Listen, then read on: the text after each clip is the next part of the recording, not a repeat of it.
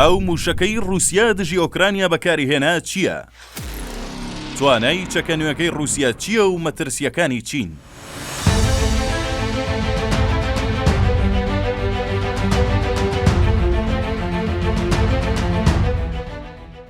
زیاتر لە 33 مانگە شەڕی رووسیا و ئۆکرانیا بەرزەوام و سەرەڕای ماڵوێرانی زۆر، بەڵام تا ئێستاش ڕێکارێکی بنەڕەتی بۆ کۆتایی هێنان بەم شەڕە لەلایەن هیچ یەکێک لەو وڵاتانەوە نەگیراوەتە بەر.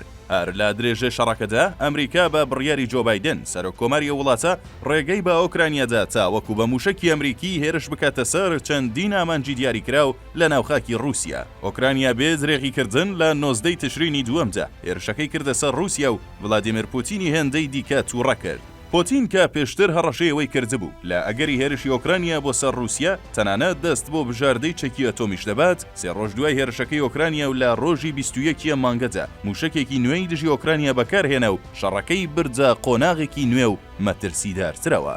زانایان و شرۆڤەکارانی سەربازی و سیاسی پێیان وایە ئەمجارە شەڕی رووسیا و ئۆکرانیا بە شێوەیەکی تەواو جیاواز پەرە دەستێنێ و لێکەوتەی جیهانیشی دەبێت، بە جۆرێک کە پڕیشکی ئاگری شەڕەکە دەتوانێت وڵاتانی دیکەش بگرێتەوە و جیهان بەرەو دۆخێکی نەخوازراو ببات. ئەو شرۆڤەکارانە پێیان وایە بەکارهێنانی موشەکە نوێیەکەی رووسیا کۆتایی بە شەڕی کلاسیکی موشکی دەهێنێت و ستایلێکی نوێی شەڕ بە تەواوەتی دێتە ئاراوە. ئەو کات وڵاتانی جیهانیش دەباتە قۆناغێکی نوێی خۆ ئامادەکردنەوە بۆ بەرگری لەو جۆرە هێرشانی رووسیا و بەرپەرشدانەوەیان. بە پشتبەستن بە تەکنەلۆژیای بەرهەمهێنانی موشک لە جۆری سامناکی هایپەرسۆنیکی بالیستیکی، زانایانی موشکی رووسیا لە پەیمانگای تەکنیکی چەکە گەرمەکانی مۆسکۆ دوای 5 ساڵ کاری قورس و داهێنان لە سفرەوە موشکێکی نوێیان بە ناوی ئۆرشنیک دروست کرد کە مەودای نێوان زەمینی هایپەرسۆنیکی بالیستیکی لەم جۆرە موشەکەدا بەهێزتر لە موشەکەکانی دیکە جێگیر کراوە. ڤڵادیمیر پوتینی سەرۆکی رووسیا لە کۆبوونەوەی ڕۆژی هەینی لەگەڵ بەرپرسانی پیشەسازی بەرگری و پیشەسازی سەربازی زانیاری نوێی سەبارەت بە سیستەمی موشکی ئۆرشنیک خستە ڕوو ڕایگەیاند. بەرهەمهێنانی بە کۆمەڵی ئەم چەکە پەسەند کراوە. هەروەها رووسیا لە ئێستاوە کۆگایەکی ئەو چەکانەی هەیە تاوەکو لە کاتی پێویستە بەکاریان بهێنێت.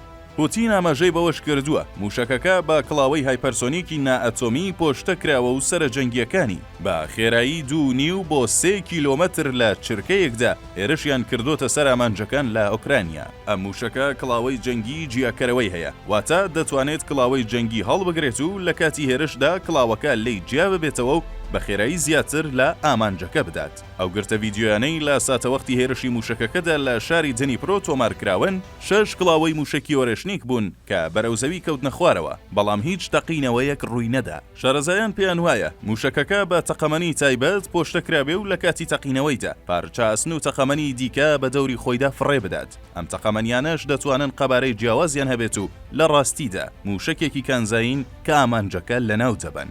ڤڵادیمیر پوتین موشکی ئۆرشنیکی بە کورت مەودا ناو بردووە. مەودای ئەم جۆرە موشکانە بە زۆری لە نێوان 1000 بۆ 5500 کیلۆمەتردایە، بەڵام ئەم ژمارانە تەنها ئاماری فەرمین و ئەگەریەوە هەیە کە موشەکەکە لە مەودای کورتتردا بتەقێنرێت. ئەوەی گرنگ و سەر سوڕهێنەرە و بە مەترسی بۆ سەر جیهان سیر دەکرێت ئەوەیە کارچۆنێک بێت مەترسیەکانی ئەم موشەکە نوێیە رووسیا ڕۆژ لە دوای ڕۆژ ڕوو لە زیادبوون دەکات، بە جۆرێک کە تا ئێستاش ئەمریکا بەو زلهێزیەی خۆیەوە نەیتوانیوە موشک یان چەکێکی پێشکەوتووی لەم جۆرەی رووسیا دروست بکات، بە جۆرێک ئەو موشەکە دەتوانێت لە ماوەی 10 بۆ 15 خولەکدا بگاتە زۆربەی پایتەختەکانی وڵاتانی ئەوروپا، لە نێویاندا لەندەن، پاریس و بەرلین.